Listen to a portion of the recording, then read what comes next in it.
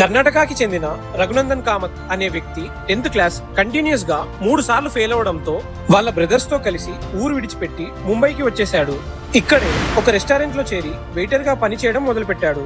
అలా ఆ రెస్టారెంట్ లో పనిచేస్తున్నప్పుడు ఐస్ క్రీమ్ సెక్షన్ దగ్గర ఎప్పుడు చూసినా ఎక్కువ కస్టమర్స్ ఉండడాన్ని చాలా సార్లు గమనించాడు.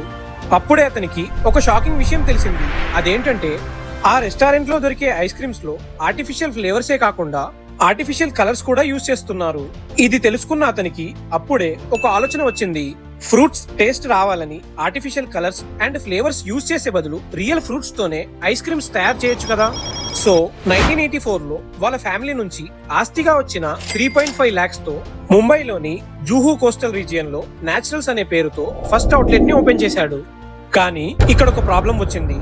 స్టార్టింగ్ కస్టమర్స్ ఎక్కువగా వచ్చేవారు కాదు. ఎందుకంటే ఆ టైంలో ఐస్ క్రీమ్ ని ఒక లగ్జరీ డిష్ గా చూసేవాళ్ళు. అప్పుడే రఘునందన్ కి ఒక ఐడియా వచ్చింది. లేట్ చేయకుండా ఐస్ క్రీమ్స్ తో పాటు పావ్ బాజీ అమ్మడం స్టార్ట్ చేశాడు.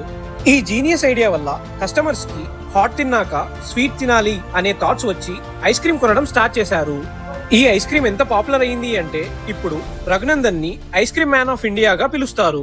Present naturals ice cream every year 300 నుంచి 400 crores రెవెన్యూ జనరేట్ చేస్తూ నేచురల్ ఇంగ్రీడియంట్స్ యూస్ చేస్తున్న ఐస్ క్రీమ్ బ్రాండ్స్ లో పాపులర్ బ్రాండ్ గా నిలిచింది. ఇంకా ఇలాంటి ఇన్ఫర్మేటివ్ వీడియోస్ కోసం మన ఛానల్ ని సబ్స్క్రైబ్ చేయండి.